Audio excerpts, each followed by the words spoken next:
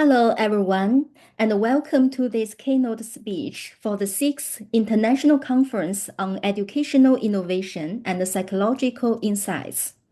Today, I will be presenting my recent study on Jiaohua through Humanistic Buddhism, introducing how humanistic Buddhists have integrated Buddhist transcendence with worldly matters. Jiaohua is a key concept in Chinese thought. Literally, Jiao signifies education or instruction, while Hua conveys change or transformation. Jiaohua can be interpreted differently in different schools or contexts. In Buddhism, it refers to the process of transforming individuals' minds and guiding them into more enlightened beings through the transformative power of Buddhist teachings and spiritual practices. Accordingly, the term can roughly be translated as transformative teaching in a Buddhist context. Since the early 20th century, Jiaohua in Buddhism has been endowed with new connotations through the development of Humanistic Buddhism, which literally means Buddhism for the human world. Humanistic Buddhism is a form of Buddhism that represents the integration of Buddhist teachings, values, and practices into people's daily life to address the needs and challenges of human society. Although the concept of humanistic Buddhism is rooted in classical Buddhist sutras, the term 人间佛教 was coined by the Chinese Buddhist monk Taixu in 1932 to showcase that Buddhism remained relevant to the modern world. Since then, humanistic Buddhism has been further developed by a range of Buddhist practitioners, primarily those in mainland China and subsequently also in Taiwan. Those practitioners have introduced a variety of ideas and approaches aimed at both problem solving and cultivating a favorable environment, while also guiding individuals toward awakening simultaneously. The new connotations of Jiaohua in Buddhism are reflected precisely in this process. As such, the concept of humanistic Buddhism must encompass the integration of Buddhist transcendence with conventional affairs. How then did humanistic Buddhists manage to uphold transcendence while reforming Buddhism to align with the various conventional issues in the modern world? This study addresses this question through examining their diverse approaches to Jiaohua, taking several Buddhist figures, Taixu, Yinshun, Mingshan, and Shengyan, all renowned as exemplary humanistic Buddhists, as examples. Centered around these four individuals, this study delves into their endeavors to guide people with humanistic Buddhist ideas and approaches, particularly focusing on their integration of Buddhist transcendence with daily issues as a pathway towards realization. Now let's have a look at Taixu's conception of humanistic Buddhism in response to the modern era. The emergence of humanistic Buddhism in modern China was deeply related to the difficult situation of Buddhism at that time. As is well known, from the mid-19th century to the mid-20th century, under the impact of Western ideology, China experienced a dramatic social and cultural transformation. Buddhism, as an important component of traditional Chinese culture, had to demonstrate its relevance to the modern world.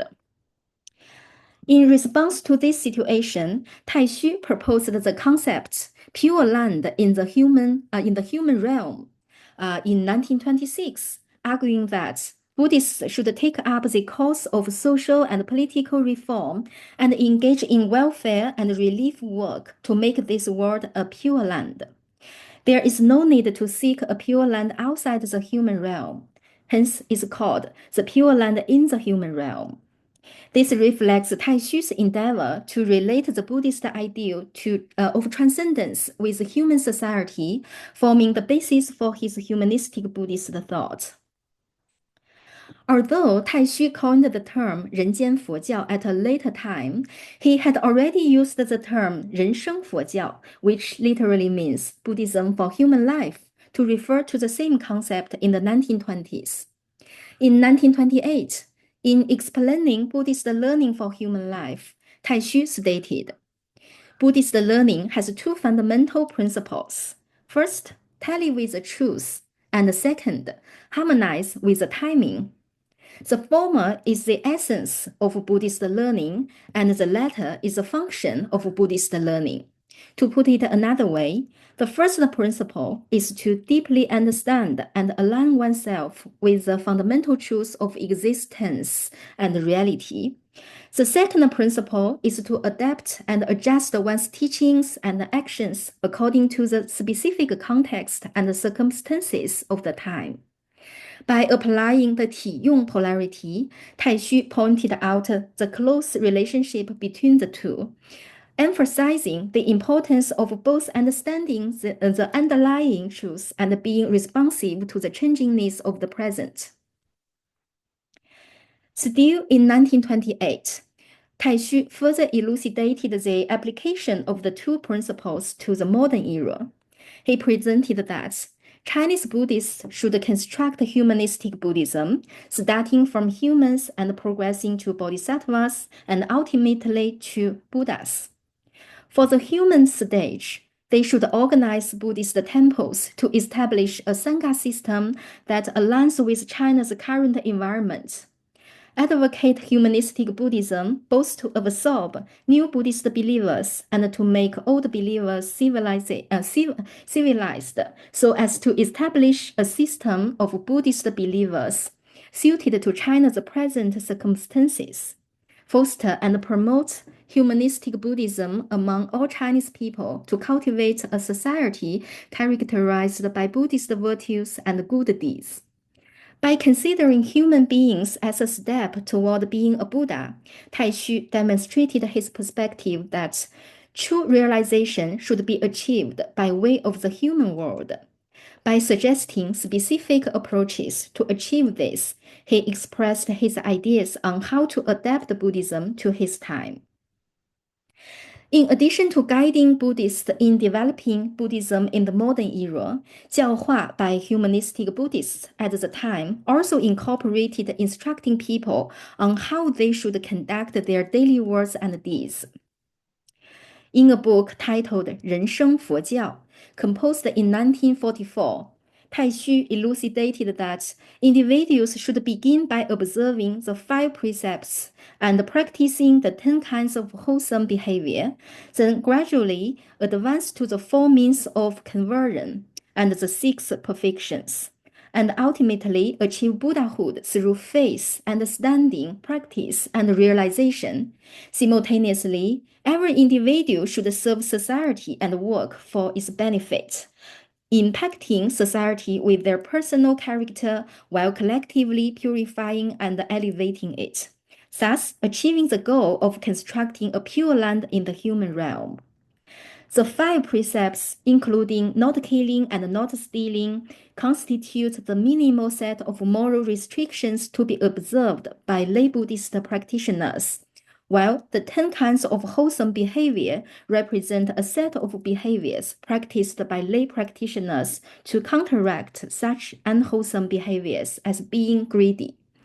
The 4 means of conversion, such as using kind words to guide people, are methods that bodhisattvas employ to approach and save people.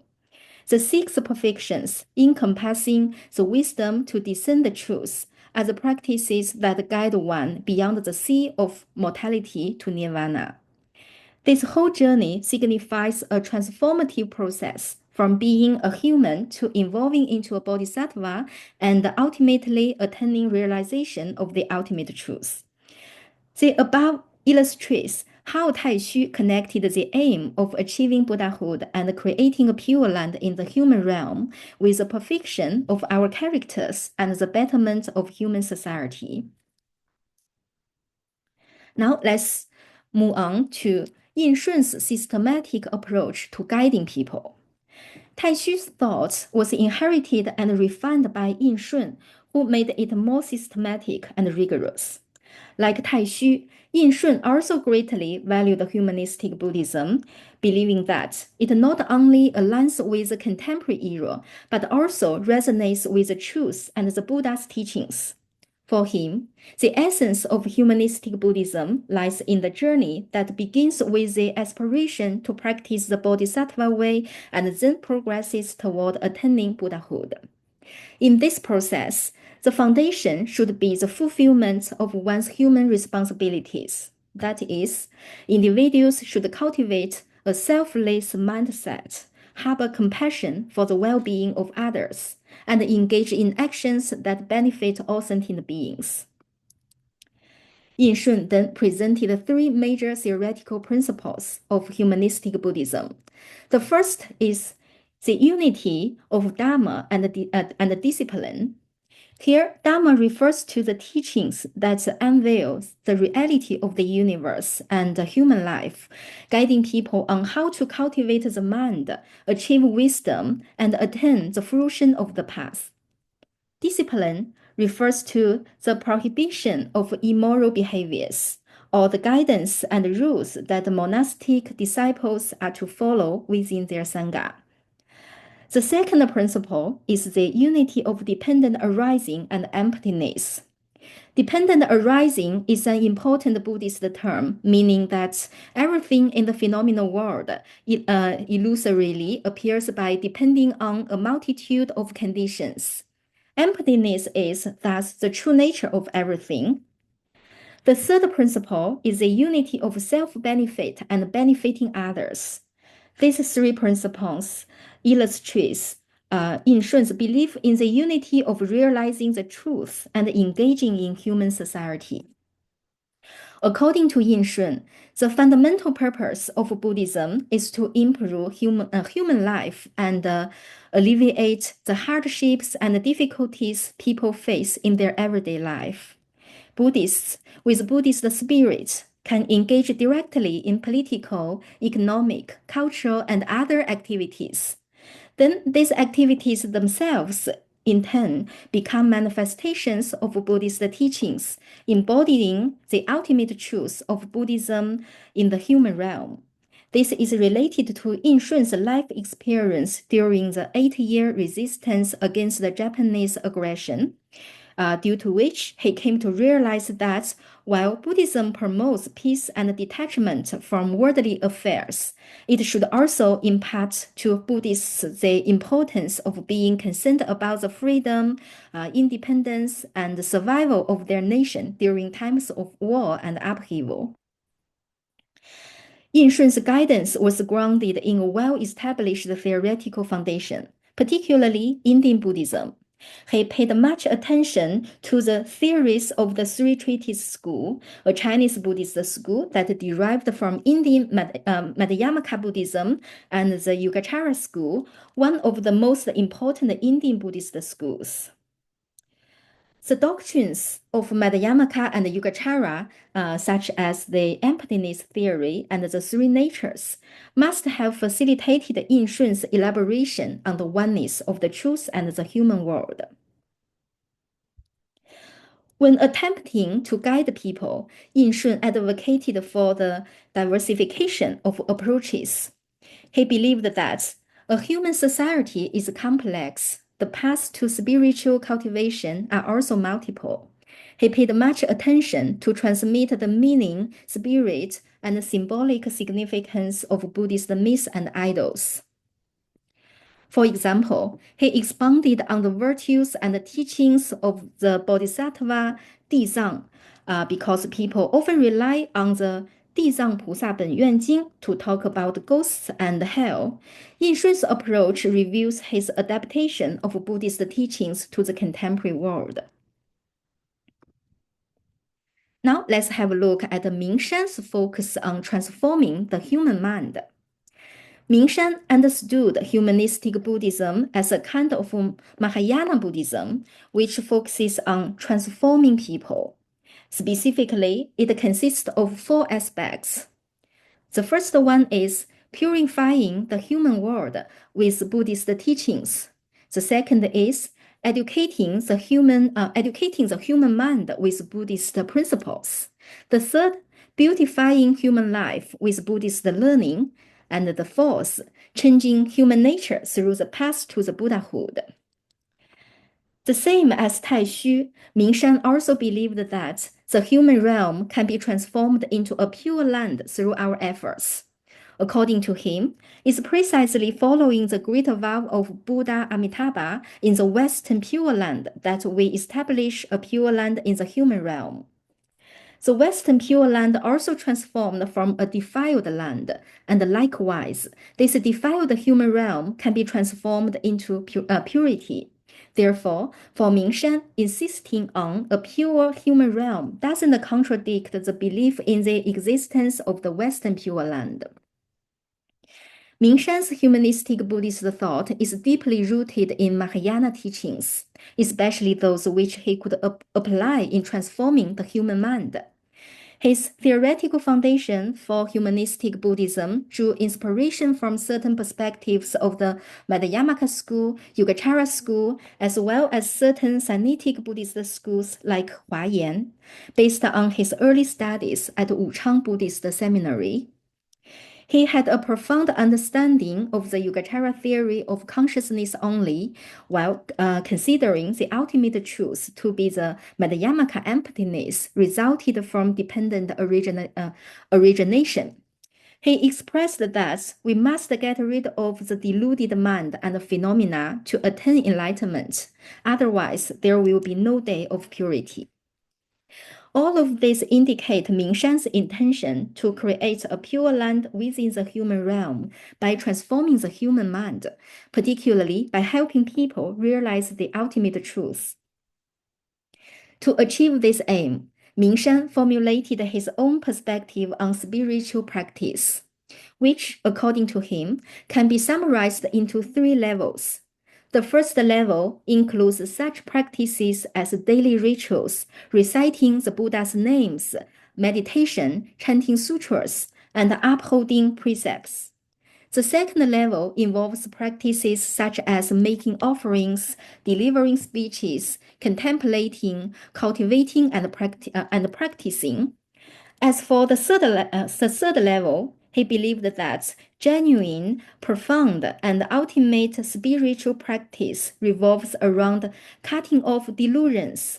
This entails gradually reducing and eventually eradicating the fundamental afflictions such as desire, anger, ignorance, arrogance, and doubts.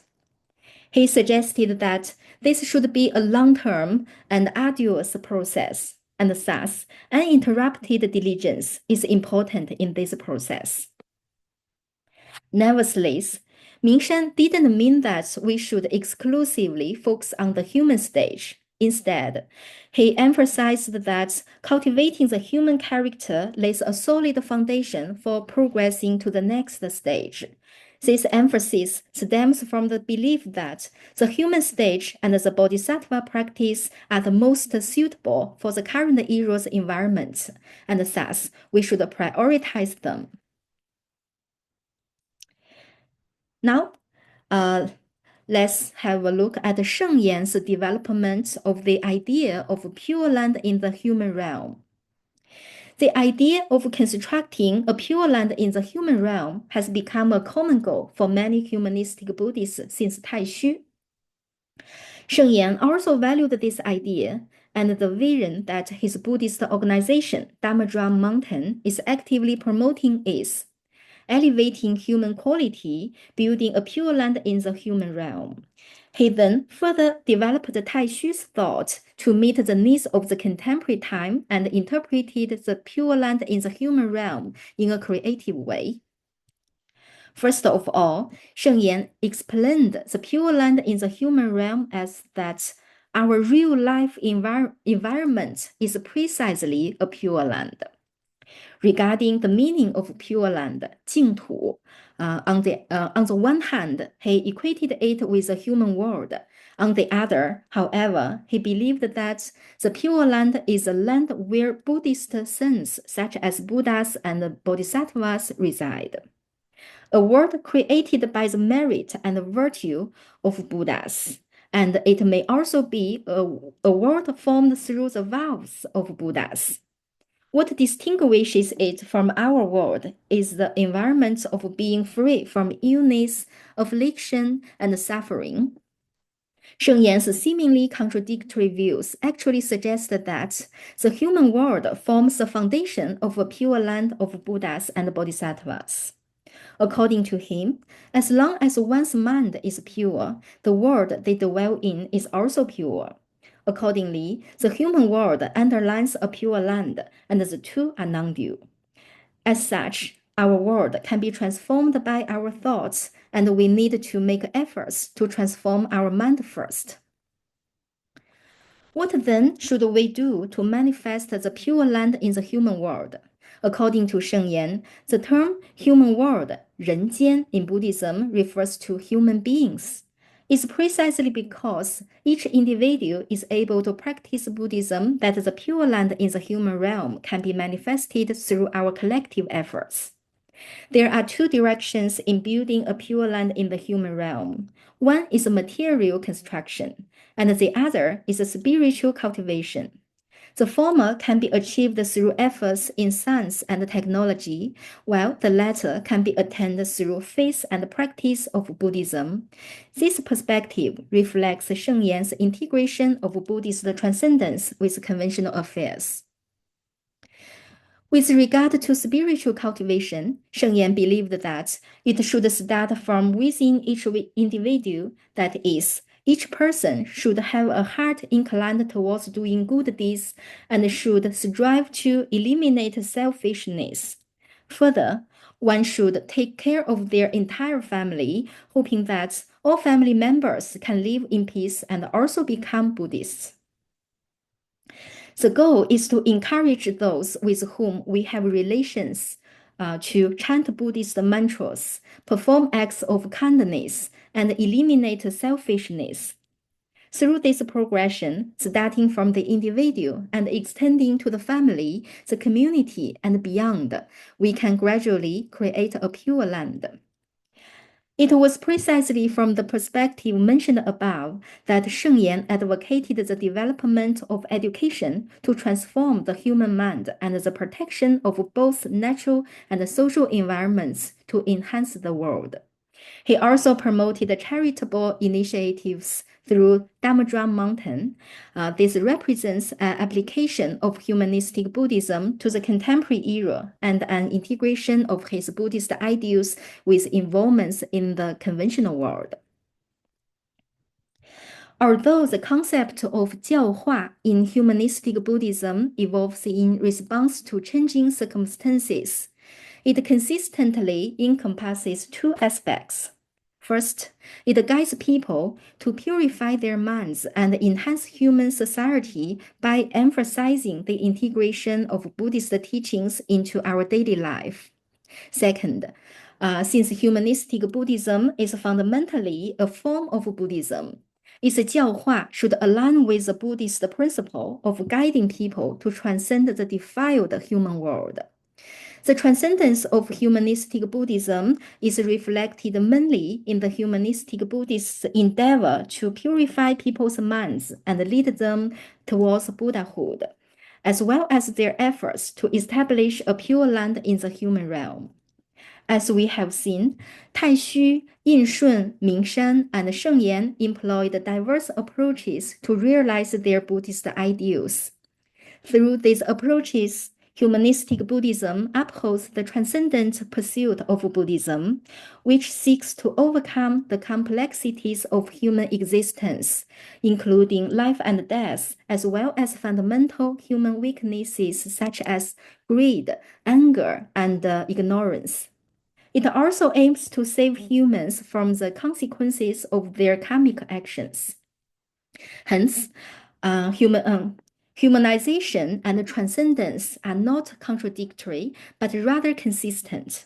The former serves as the pathway to the latter, while the latter serves as a guide for transforming worldly aspects.